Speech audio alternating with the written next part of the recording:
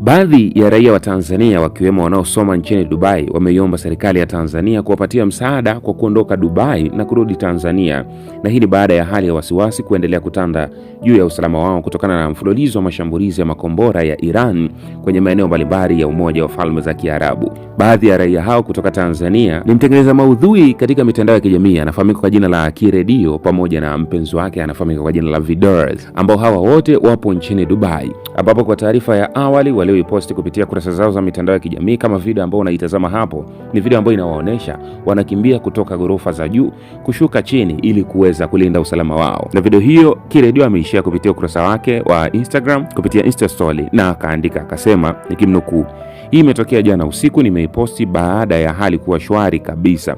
Tuko salama, just pray for us." Lakini nyingine ya awali ni video ambayo unaiona pia akionyesha mazingira kuwa ni shwari kabisa, na anasema wako salama na anashukuru kwa kujali simu na jumbe za kutaka kujua wao wanaendelea vipi. Na hiyo video ameirekodi kwa huo muda, hali ipo shwari kwa upande huo. Na hii ni video wakati wanakimbia kutoka juu ghorofani kushuka chini.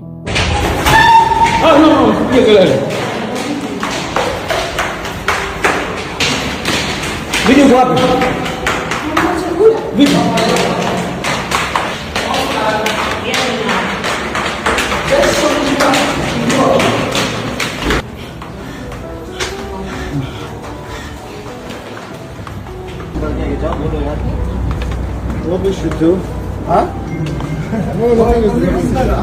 Lakini video ya awali Kiredio alizungumza haya.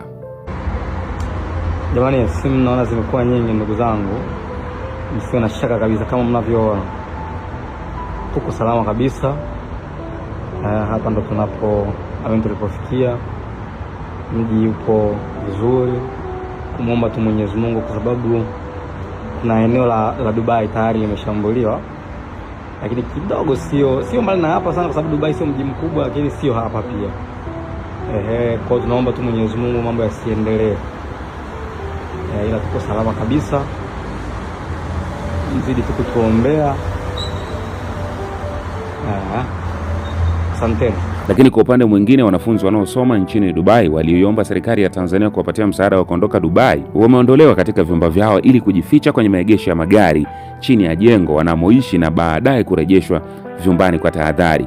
Wameomba pia serikali kufanya mpango wa kuwasafirisha kwa gari kutoka nchini Dubai kwenda nchi nyingine za jirani ili iwe rahisi kupata usafiri wa ndege kurejea Tanzania. Mmoja wa wanafunzi hao amesema wamejaribu kutaka kuondoka Dubai kwa gari za kukodi kuelekea nchi jirani, lakini kampuni za usafirishaji zimegoma kufanya biashara hiyo kwa hofu dhidi ya mashambulizi yanayoendelea kwa sasa. Nikimnukuu mmoja wa wanafunzi hao, anasema, "Tupo zaidi ya 100 tunaoishi maeneo mbalimbali. Tulijaribu kutafuta gari litupeleke hata Oman, lakini madereva wote wanakataa kusafiri." Mwisho wa kunukuu. Na hizi ni taarifa kutoka dawati la Mnazi TV. Mimi naitwa Moni himself. Endelea kubaki na Mnazi TV kwa taarifa nyinginezo nyingi zitakazoendelea hapa.